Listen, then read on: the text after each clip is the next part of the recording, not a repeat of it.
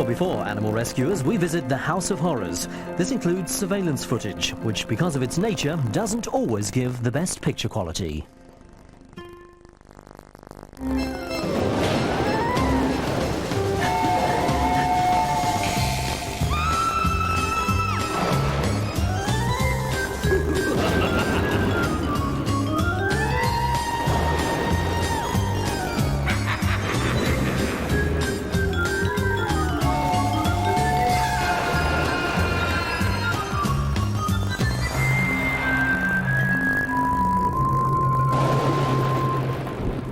Tonight at our House of Horrors, it's crisis time.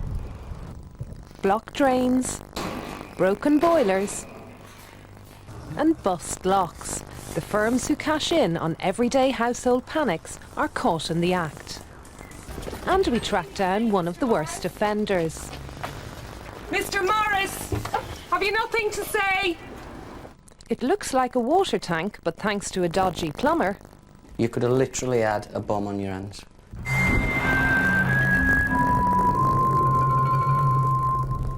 Trading Standards consultant Lainey Camosio is posing as our woman of the house. Her home in South Birmingham is about to become a disaster zone. A huge number of complaints to Trading Standards are about emergency call-out services, so tonight we invite them to our House of Horrors.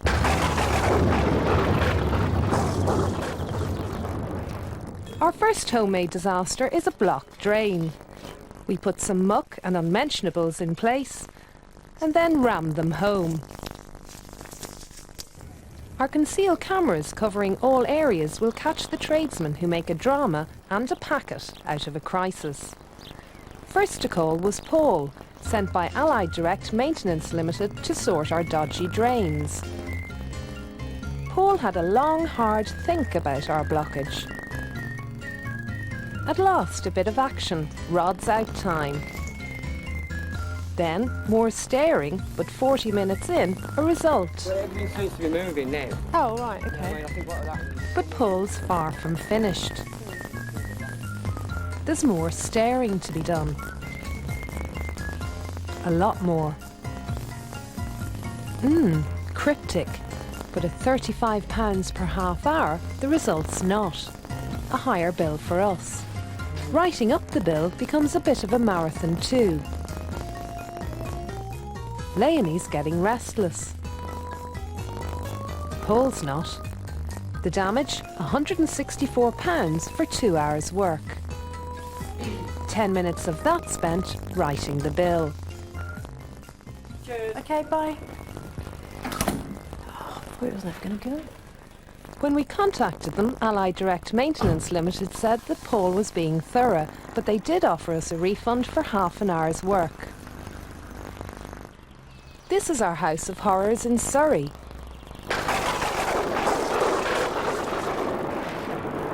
Of the many rogues in the emergency call-out business, one stands high above them all, and true to form, they stung us here good and proper. We saw a nappy in a gully turned into the great drain robbery, courtesy of Emergency Man. The job should take half an hour at most, especially with such a powerful tool, but Emergency Man is in no real hurry, perhaps because we're paying £90 per half hour. Much of the hour he charged us for is spent shuttling from front to back 30 times over. It cost £211. It's not the first time Emergency Man have been accused of overcharging. Trading Standards already have more than 250 complaints on file. You might think the law would protect people from firms like this, but you'd be wrong. Emergency Man just carry on coining it regardless. They've been busy in the West Midlands too, building up their ranks of dissatisfied customers. Emergency Man struck here, at the Worcester home of Sarah Harfield. She wanted her boiler fixed fast. The engineer turned up hours late without the necessary part and left. When he came back the next day, he came back without the part that he said he was going to get. He told me that he'd been thinking about the problem through the night and he decided that his original diagnosis was wrong, and that there was some other problem with the boiler. The runaround for parts brought the bill to £243. When Sarah got on the phone to complain, she got more than she bargained for.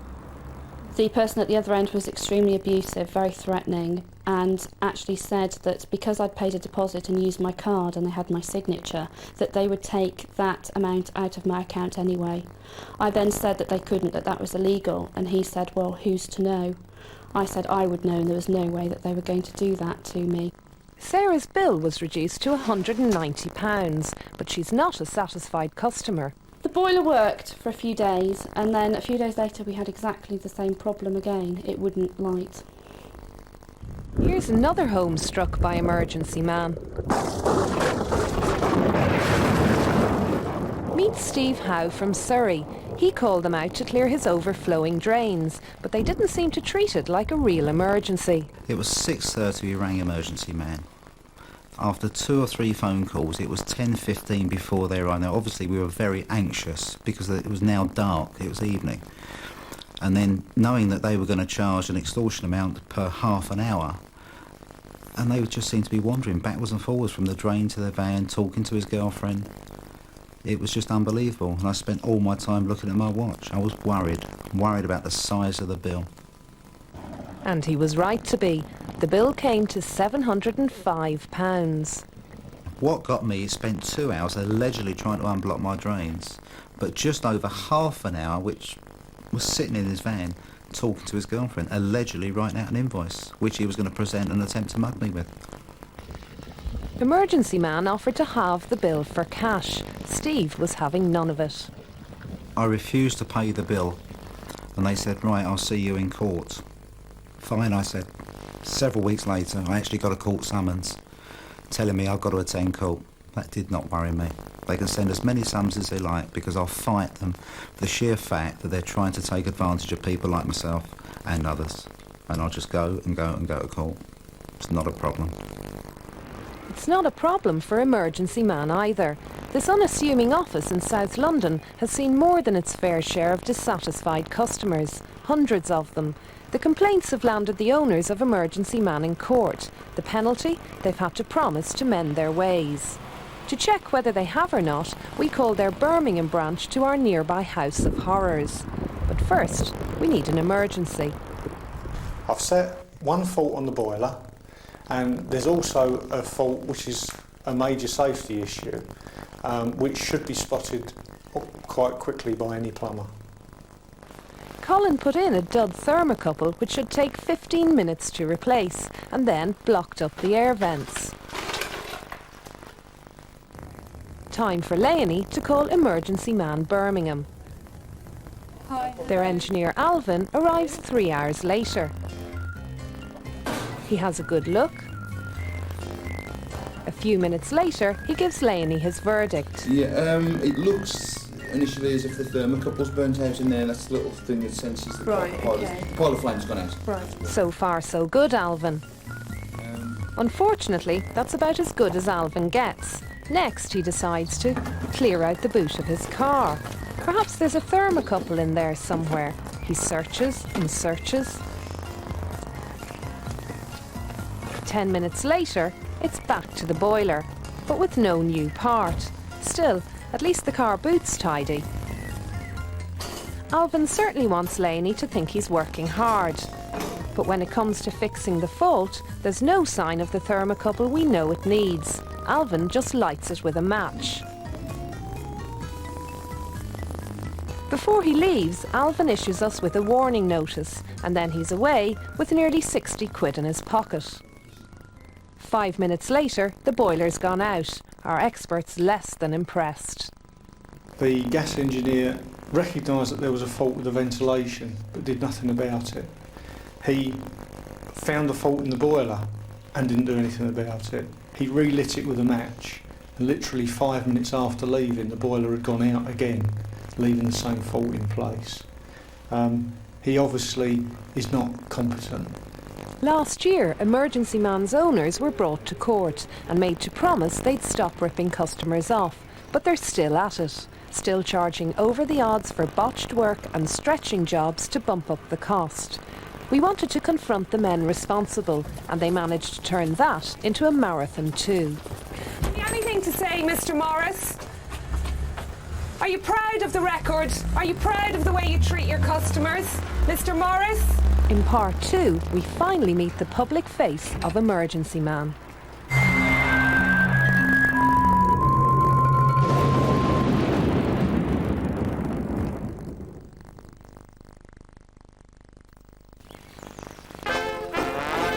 Awake, me boys, do you hear the butchers singing?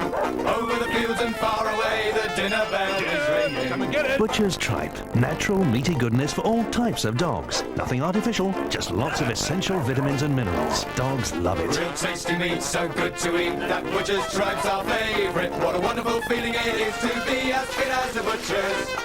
Fit as a butcher's dog.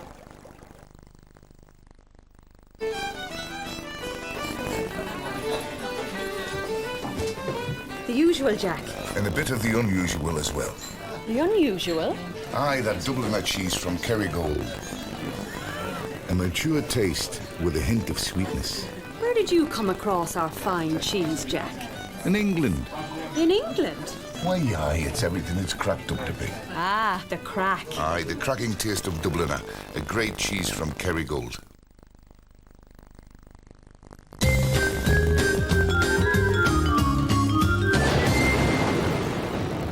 Home of John Morris, one of the owners of Emergency Man, the firm that cashes in on household horrors.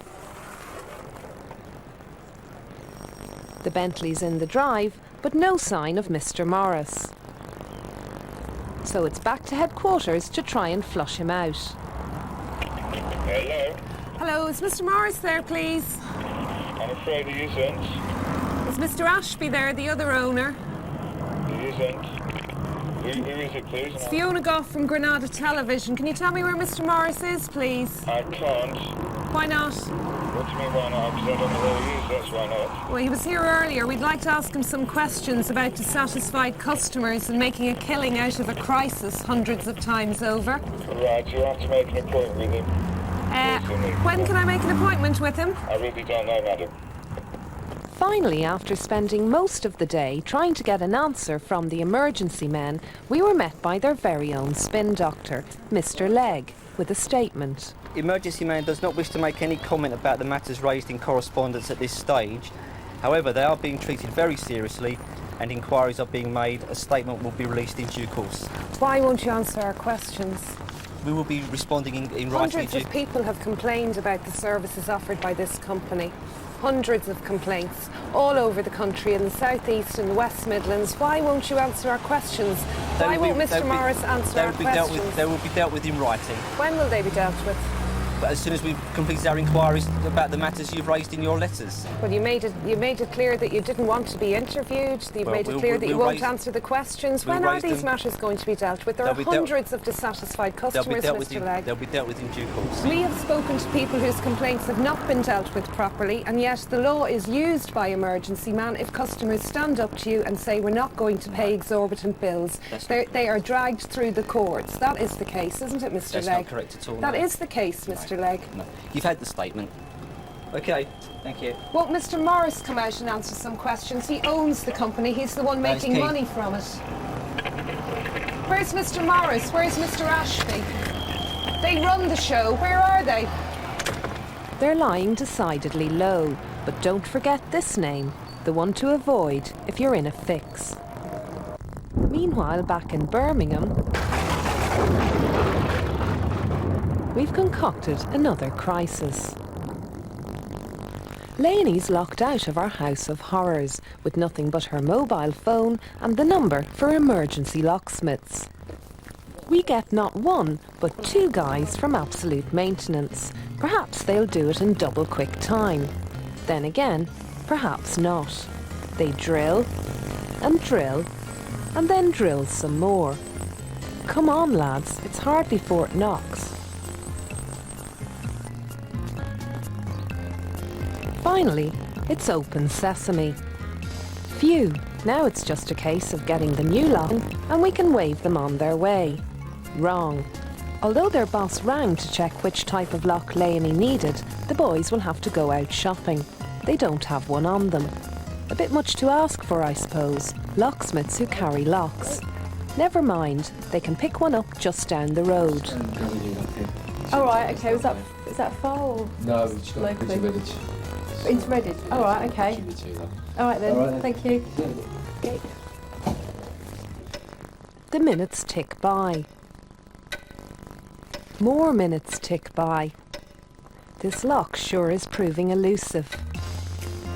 Finally, our heroes return, nearly an hour later.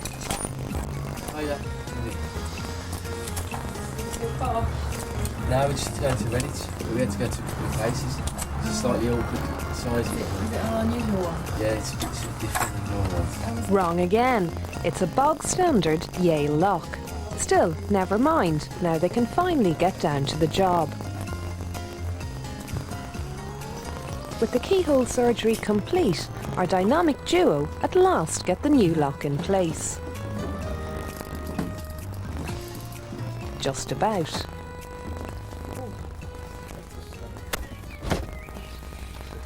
So now, what was all this going to cost Leonie? I have to give you 140. Have you got some change? The final bill came to £122, but most of the time they charged us for was spent hunting the lock. So, to check just how hard it is to buy a standard Yale lock in our neck of the woods, we sent Miranda, one of our researchers, on a hunt the lock mission. She tracked down the first one in under 7 minutes, but just in case they'd missed that shop, she moved on to B&Q. Lock number 2 in the bag, and there's still stacks of time. On to home base next. Success! Again! Miranda bought 3 locks, each costing half the price Absolute Maintenance charged us and in half the time, and she was back home in less than 30 minutes. Next, the home of Christina Emerson. She called in First Direct Maintenance Limited when she needed new locks in a hurry, but the locksmith took his time, lots of it. Well, here's the workmanship. As you can see, I've got a lovely big hole in the side of the door there, and this took the workman actually 4 hours to complete, this and another lock. His response to me about the holes was, well, fill it with toothpaste and the doors will be back to normal. Not a very professional job, I think you'd agree. The bill, a stonking £252. She refused to pay and said she'd take it up with the company when she got to work, but the locksmith wasn't happy. He followed me through the traffic, and I must admit I thought I'd probably lose him in the traffic and that would be the end of the matter and I would just deal with the company. But he pursued me through the traffic to my work.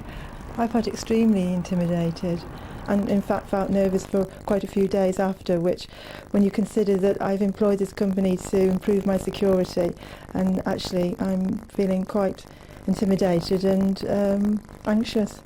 Christina Emerson finally paid First Direct Maintenance £76 for the job. First Direct told us they're now under new management and agreed the service she received wasn't good enough.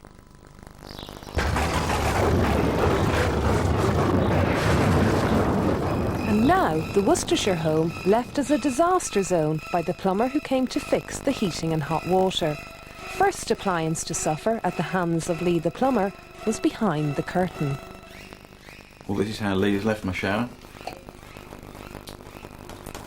That's as good as it gets, and I'm not happy with it. Yellow Pages again provided the lead in this emergency. AA Plumbing Services of Bromsgrove responded, but not as expected. It was a real botch job. This is how they left the boiler. The hot water tank's even worse. A dangling live wire and electrics. Pipes shoved through the ceiling. AA Plumbing have left me with no central heating, no showers, my boiler won't ignite. I was not happy, I was gutted because, you know, I've employed him as a professional to advise me what I should have done in my home, and that the work he does is of a satisfactory standard, and it's not. You know, everything he's done from start to finish is substandard, and now I've got to employ somebody else to come put it all right for him, and I don't think I should have to do that. The man called to assess the damage knows all about gas safety. Corgi registered plumber Steve Plant. Electrically, you can see how it's been left, and it's been left live, and there is a live wire hanging, and if that came in contact with the pipework, it would certainly make the pipework live, could blow a hole in it, could flood the place, and I dread to think what could happen to the kids if they touched the pipework while it was live. This valve here was turned off, you would literally have a bomb on your hands. That should not have been put on there, and that, in my opinion, is the most dangerous part of the installation. You could have literally had a bomb on your hands by turning that valve off. This is Lee Hepburn, the plumber responsible for the bodge. AA Plumbing Services wanted nearly £1,000 for the work. They've not been paid. The firm told us they would have had an electrician on site and done a better job if they'd been allowed back to finish. But the Bicknells wanted shot of them.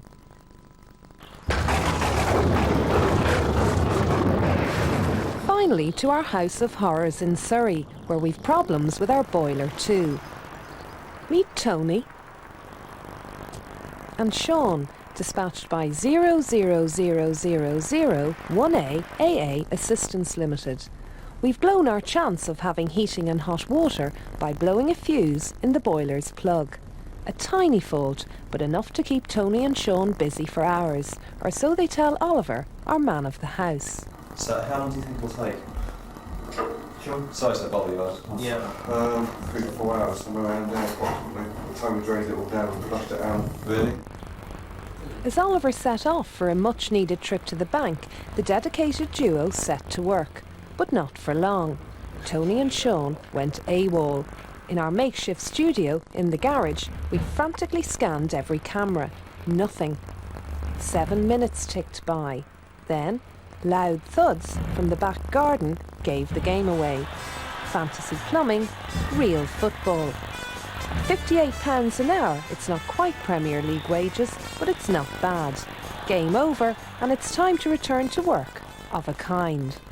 It's been a tough training session, so Tony and Sean decide to rethink their plumbing plans at our expense. Should we drain it down? Nah, it's too much hassle. Not bad. Tony and Sean's extra time for the blown fuse cost us £305. They're no longer playing the beautiful game for 00001A AA Assistance Limited though. The company went out of business on June the 5th. We sprang a trap for another tradesman by springing a leak in the loft. An easy 20-minute job for any good plumber. That wasn't what we got. We called in another company with a bit of a catchy title, AA Limited of Surrey. Top in the local directory, top of the range plumber, no chance. 7A's dispatched Ralph. Soon after he arrived, we dispatched Oliver and Leonie, sporting her long hair look, leaving Ralph to his own devices. Yeah, have yourself the same coffee. Within minutes, though, Ralph was helping himself to a bit more than a hot cuppa.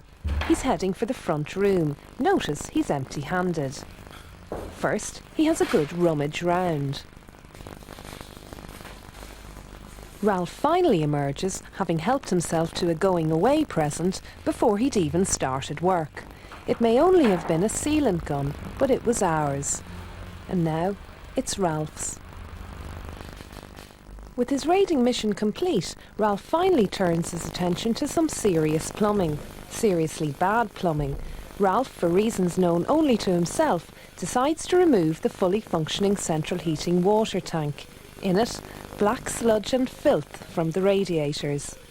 The large tank is the cold water supply to the bathroom. At least Ralph won't be cleaning his teeth at our house, but then no one else can either, thanks to the toxic cocktail he's left bubbling in our loft. Ralph finishes the job as he started, very badly. Once he's fitted a water tank we don't need, he helps himself to something we do, one of our floorboards. Its new role in life, to prop up the tank he should never have fitted. Ralph's visit cost us dear. 7A's charged us £190 for the dubious privilege. They told us the light-fingered plumber with a lethal line in cocktail mixing was no longer working for them. But a couple of weeks ago, Ralph looked pretty busy when we caught up with him in South London. He's still plumbing away. And who's he working for? Why, our old friends 7A's Limited of Surrey. So if you want Ralph's light-fingered touch on a botch job, you know who to call. Next week, the home improvers who turn your home into a house of horrors. And, caught in the act, the gang of tarmackers who terrorised an elderly lady.